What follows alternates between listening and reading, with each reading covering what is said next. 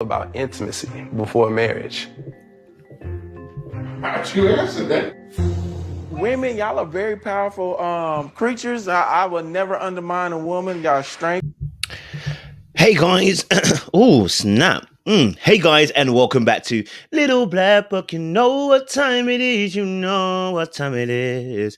We're talking to you guys about, well, Liz, and talking about AJ's connection, and then we'll talk about Jason and also as well Alexis as well, probably in another video if it goes on too long. But I really want to break down, obviously, the fact that, Liz and AJ had a really deep conversation around intimacy and how they see it. And I think it's a really good conversation for those, especially who are practicing abstinence, those who are Christians, those who are trying to live the right type of life. This is probably one of those key conversations to have. And I think we can learn a few things from them as well. Guys, if you're on the channel, do me a favor. You like it, you share, you subscribe, you click on the bell button for notifications that are uploads. And for those of you who are returnees, well, you know what it is, baby. You got the minerals. You got the minerals. You got the minerals. All right, cool. So, talking about obviously AJ and Liz, I think there was some really interesting things that happened within their conversation and their talks. I think we got to see a unique side to AJ and Liz, talking about a very deep conversation. And I think when you are talking about abstinence, when you're talking about your relationship with sex and how you want to wait until a certain period of time, I think it's very important that both people get on the same page. Absolutely. Both people need to be on the same page. Let me just lower this down a little bit. Both people need to be on the same page. And the reason for that being is because during the course of a relationship, the value of sex could be different for both sets of people. Therefore, the interpretation of how the relationship is going can be different for both sets of people. And also as well, it just means to help qualify what your expectations are, which they pretty much began to do. I think with Liz, obviously, I think Liz and David make a really great kind of team so far. And so I guess when she met with AJ, they really had a great chemistry. She admitted that they got on well. They liked each other. They found each other attractive. Now it was all about the spiritual aspect. Do we attract on that level? Do we attract on a level where, the burden, I guess not even a burden, but there is a burden that is placed upon sex about your abstinence in a sense, right? It's a qualifying mark sometimes for a lot of people who are spiritual or of the faith or Christians especially, right? I don't think that's the full marker. I'm going to be honest with you. That's one marker, but that marker actually should be within the marker of, do you believe in Jesus Christ? And I'm not talking about just going to church. I mean, are you born again? Because that's going to make us unequally unyoked. Before you even get to the sex part, do you even believe in Jesus Christ being your Lord and personal Savior? Do you have that? You know what I'm saying? Because two can't walk. How can two walk together unless they agree? Like, if you don't believe in that, but you just believe in Sunday service, going to church every Sunday to make you appeasing of your heart and your soul, then we're really in two different categories already before I get to the sex question. The sex question comes after that question. Okay, how do you see sex? Are you abstaining, etc., etc., right? And we're going to break down something that actually really what happened between AJ and Liz, because AJ does a very interesting thing. Rather than answering the question, he asks another question on top of her question, which leads me to feel like a little bit ingenuous. But hey, let's break it down. Let's watch a little bit more of the clip. Me and AJ, we vibe together a lot. We just had fun, but Tommy challenged us to reach deep, deep down in there and figure out what these men are really all about. And I think that's one of the first important things you have to do about relationships, which I was just talking about, is that you want to go beyond the surface. Now, you don't want to go beyond the surface too quick. You don't break the skin too quickly, but you do want to be able to go below the surface. So if you're somebody who's going to start dating, you might want to practice some of these questions. You might want to start writing them down. You might want to start really trying to be very intentional about what kind of questions would I want to ask somebody, because what kind of information do I want? Especially for women as well, because they're the ones that usually get hurt by the men. You really want to be able to start asking them very intentional questions to get intentional answers. Okay, if you've had your heart broken several times, it's time to get equipped with resources, questions that are going to incite answers that are going to get you the answer that you need to be able to make an informed decision. And for the men too as well, you need to be asking these questions, because there are some girls out there that are cray cray. Okay, they are cray to the cray to the cray cray. Okay, and they literally will rob you of all your energy, your life, and your soul, brother. Okay, so it's important, especially for you guys who fall in love very easy. And if I ever fall in love again, I will make sure that I ask the right questions. Yeah, yeah. I know it's slightly off, but don't worry about that. So you want to make sure you ask the right questions. So that I can't tell you what questions to ask. You know what you need. And if you don't know what you need, I would advise you to sit down, take some time with yourself, let your brain tinker and think, and gain the questions that you need for your particular life and your particular life partner. And then let that formulate or at least guide you in the kind of questions you want to ask somebody when you're dating them, because or when you're getting to know them, because you can't waste time trying to figure that out on the actual date, going on a fly. Not a lot of people can do that because they've never ever asked those kind of questions before. But this is one of those good questions that were asked about, celibacy and about sex and about the viewpoints on abstinence. I think was a really good question to come by, because it again showed the mentality and where his mind is at, and gave actually Liz a better understanding of where he stood. So I think that was very important in that regard and in that sense as well. Let's play a little bit more of the clip. Not only physically, but also mentally and emotionally. What are your... I want to pause it just here. I want you to just look at the body language here. His arm is around her, open body language towards her. She's not opening her arms up though, but she's able to be inside of his posture. So the arm coming out here, okay, arm this way, his arm here, okay, she's inside of that pocket, okay.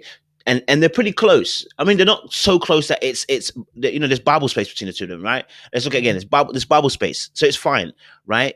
He's looking at her directly, eye contact. She doesn't seem uncomfortable. He's made sure the arm is not too close. It's just on the edge of the sofa. But she's not giving any signals that she's not interested. She's not giving any signals that she's not involved. She's not giving any interest that she doesn't want to talk. And actually, when you roll the clip a little bit further on, you'll notice that she actually kind of shifts her shoulders a little bit to face him to talk and have that conversation. I'm only pointing that out because when we watch Jason and Alexis, you're going to see a completely different body language where someone's on the other side of the sofa. Yeah. And that's, I think I always tell you guys as well, like paying attention to body language. When someone's able to sit that close to you, it often is a signal that they're feeling a certain type of way. When somebody's getting that close to you, it's often a signal of them feeling some type of way. And so when you see AJ and Alexis, you can tell there's some physical attraction immediately because they're comfortable in each other's proximity. All right. But let's play a little bit more of the clip and we'll get into the conversation. Thoughts on intimacy before marriage? Or let me just put it out to you, like sex before marriage. Sex before marriage. First of all, let me pause before we ask the question. Okay. Now, if you notice, she asked the question and then she doubled up on the question. She said, listen, what's your thoughts on intimacy before marriage? Let me just make it very clear for you, just in case. So the clarity is really, really good because it means that no one can skirt around the issue, right? So when she goes, okay, look, let me make it very clear for you, sex before marriage, just in case you were going to say something else, right? Now that makes it very, very clear, a very direct as well, direct without being aggressive, right? So she asks a question, and if you pay attention to the word of the question, what are your thoughts?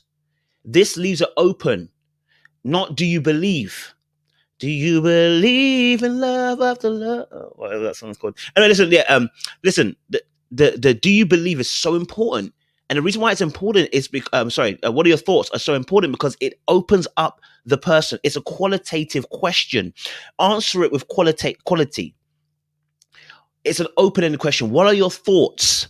So if you're looking to try and define some questions, maybe to ask, somebody who you're liking or whatever, you want to be focused on qualitative questions. Why? Qualitative questions are really good because it gets to give you their mindset. And then you ask closed questions when you just need a definitive answer. Oh, do you like the color blue? Yes or no? All right, cool. It doesn't need an explanation as such, right? But in this particular case, when it comes to mindset, when it comes to where you're thinking, you want a qualitative answer. The more they talk, the more you'll learn. The more you listen, the more you'll hear. And you know what I'm saying? And the more that you hear, the more you'll understand. Do you feel me? Sometimes it's good to keep your mouth shut and open your ears and listen very well, isn't it? All right. So that's very, very important. But I want you to pay attention to what's going to happen next here. It's a very simple question, but look what's happened. Before I answer this, are you celibate? I'm abstinent. Pause. Why did he flip the question to ask before I start, are you celibate? Why not answer the question first and then flip over the question? Now, it may not be anything salacious. It may not be anything, him doing it on purpose to try and throw her off or anything like that. But he didn't. The question was very simple. What's your thoughts? When you answer a question with a question, it starts a whole merry-go-round, right? A whole merry-go-round of issues of you avoiding, answering the question. I'm not saying he didn't answer it, he did answer it, but it's almost as if you're trying to buy yourself some time to prepare the perfect answer. You know what I'm saying? Right? Again, I'm not saying that's for definite. She asked me kind of out of the blue, how do I feel about intimacy before marriage? That response alone should tell you everything he feels about, intimacy before marriage.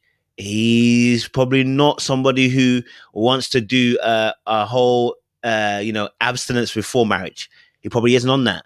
Just by the mere response. Why? Because somebody who really is on that, their answer's already prepared. If you ask me, do I want to be having sex before marriage? No. Have I had it? Yes. Okay. And it's a bit different from, do I want to practice abstinence? Yes, of course I do. Have I made mistakes and fallen? Yes. You know what I'm saying? That's two different questions, right? But the question was not that. It was, what are your thoughts on that? That means it left it open for you to discuss it. Why go into asking another question about what her position is? You flipped it and projected back onto her. That seems a little bit disingenuous in the equivocal conversation.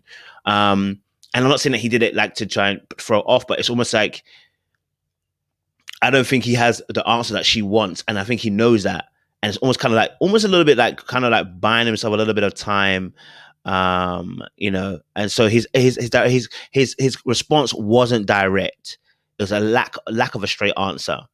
And let me just go to this part here.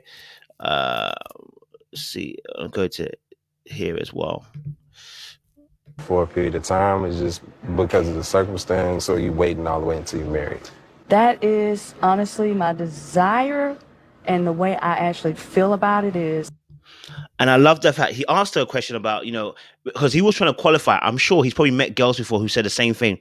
I'm abstinent, I'm not here for sex. And then he's got with them and they've had sex. And that's why he's asking her, qualifying a question with her, which is, do you actually really believe in this? Or like, is this something that you're just doing for the meantime? Like, you haven't had anybody come your way. That's why you're actually doing this. So is it actually you want to really believe in abstinence? Or is it actually that, you know what, it's just because no one came your way? And like I said, there are people like that do this just because someone hasn't come their way. But she actually has to double down now. And this is where it's important for you who truly believe this. If you truly believe in abstinence, this is a perfect opportunity now to lay down the groundwork and foundation. And actually what it does also is it cancels out some of the bad weeds. Not all of them, because some of them will still pursue, but it cancels out some of the bad weeds, those who are really not involved in the situation, right? Those who are really not trying to practice that. This will weed them out, okay? So let's listen to a little bit what he says. I think you should share that with someone you feel like you're going to spend the rest of your life with. Sure. I don't think it's a casual thing. But you have had sex before. Of course. Okay. No, it was interesting as well, because she admits to her desire to wanting to abstain. That immediately puts, that seed into his head that, okay, this girl is serious about her particular way. And then he proceeds to ask another question around, oh, okay, cool. So you actually have had sex. You're not a virgin then. Because what he wants to really qualify is whether this girl is really about this life or whether she's just feigning for it. He really wants to qualify that, because that's gonna inform his decision in terms of how he moves forward, right? And so her answers are absolutely necessity. If you don't hold strong to your faith and your beliefs, someone else will curb them and curate them for you, right? Because the questions he's asking, if you don't have a strong belief in what you believe in, and you just want a man or you want a girl, and you become desperate and you begin to worship the opportunity, and you begin to throw that as I need a man, I need a girl, I need somebody, and then you ditch your beliefs to get that person. Oh, we've all been there. Trust me, we've all been there. No, it's not nothing new. But this is what he's trying to get assessed from her. He's trying to find out, is this really your belief? Is this really your belief? Are you telling me that's what you truly believe? And so now he's on a question about, obviously, is it a virgin thing, or is it because you generally are believing in this? He's still trying to test the waters to find out, right?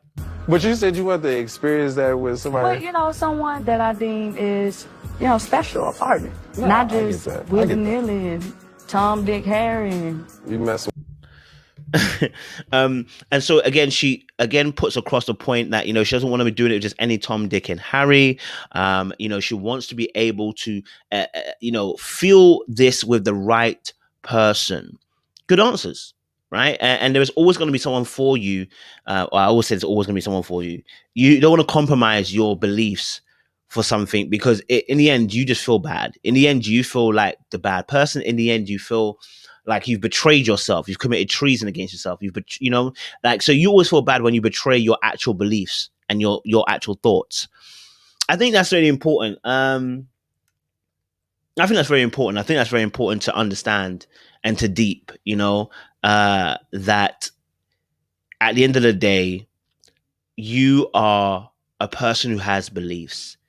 Hold strong. AJ's not doing anything wrong. He's just asking questions. But like I said, he wasn't on the same wavelength. I knew that from the moment he didn't answer the question straight and he asked another question instead of answering it straight, that should tell you straight away the person's not on what you're on. People give straight answers when they truly believe in what they believe in. When they start going around the mills, oftentimes it's political answers, meaning that they're keeping themselves the options open. They don't want to be tied down and nailed down to a particular answer just in case it gets used against them later on. That's not somebody who actually truly believes in that particular belief that you hold. Play a little bit more. With folks that's named Tom, Dick, and Harry. no, Okay. but you know what I mean. You heard that phrase before. I'm saying. I'm just you're saying. So silly. You ever And one thing I love about AJ, though, is that he is funny. He's humorous. He's not just good looking, he's a humorous guy. And obviously good looking people obviously seem more funnier anyway. But, you know, he always interjects a little humor into the situation. Notice how, obviously, again, he doesn't describe Liz as being aggressive, but he described Alexis as. Why? Because in this particular conversation, there wasn't a drive and a push from her end to nail him to something. She only explained her position and her point, and explained how she felt and explained what her beliefs were. So there was no need to feel like she's been aggressive. Plus, he drove most of the questions, even though we saw it's a longer conversation we actually saw. But what we saw from the clips they showed us, he was driving a few of the questions. So actually, he was in the lead, and she was just following the lead in terms of the question. She started off the questions though, but in the end, he took over, and then she began to answer the question. So you don't hear the term aggressive being used for Liz, and you didn't hear it also for Stacey either, because there's a way to deal with a man. There's a way not to put him under pressure, that he feels like he's under duress. You get me? In this relationship form. What's interesting is what's about to come the last part of it, which is interesting for me. to have a conversation with someone and you just feel the goodness from them? That's how Liz is for me. Can I be just as careful with my words? So he says, obviously, you know, that speaking to Liz, he senses so much goodness from her. Liz is the good girl, and he's the bad boy at this rate, right? He's in equivocation to her. He is the bad guy. I mean, I think many of us guys have been in a situation like this where we feel like like meeting a girl and she's just too good, right? And you're like, I'm not here to destroy you. I'm not here to break you. It won't be me. Okay, it won't be me. You know, sometimes you feel like someone's so good, you don't want to be that guy. You don't want to be that one. Nah, you don't want to be the bad guy that got girl's life. No. Come back to me when you're broken. Like I'm being deadly serious, but I'm joking at the same time, which is that sometimes guys just don't want to be that guy that breaks the girl's heart. They know that they're not good enough for that girl, or they're not right for that girl. And sometimes we are mature enough to say, I'm not for you, and I don't want to be that guy to you. So yes, the goodness he's sensing is the fact that it seems that she's got a pure intentions and pure heart. And the way she discusses about sex before marriage makes her the good girl, you know? I mean, sex doesn't make you a bad girl, good girl, but I understand the connotations behind not trying to have sex and being pure about your intentions and not just saying that because no guys come your way. So I can understand why he formulated that idea and that perspective on her. But that's going to make, obviously, I mean, he's still going to find her attractive, but I guess that will drive him elsewhere where there is a bit more of that tangibility when it comes to sexual chemistry, which is going to go and speak about now. You getting Of careful? course you can. I ain't tripping. I'm ready. Okay. I think that I would much rather kind of know what that. So he's just about, before I go any further, he's just about to go deep into the conversation around talking about their sexual chemistry, right? And I love the fact that he said, "Can I?" And this is why I said that the level of respect that AJ had for Liz, even though I know he asked a question at the beginning, there was a level of respect. That's why he's calling her a goody two shoe, a goody girl, or whatever. Because when he starts, he initiates this particular section of conversation with, "Can I also be, with my words? Like, I also want to match your energy. I want to give you the same thing that you gave me, which is I want to be able to speak candidly, but with respect, the same way you've spoken about this issue." And that for me just shows a level of respect for Liz that was given to her because of the way she portrayed herself to him, right? Because what we've seen with him and what we've seen with Stacey and Alexis is a more sexual conversation or more sexual innuendos being put across. With Liz, we haven't heard that from her towards him. So he's actually had a completely different type of conversation with Stacey and Alexis than he has with Liz. No wonder why she looks like a good girl, because in comparison, she's not dropping any of those bars. Let's see if I can get this going.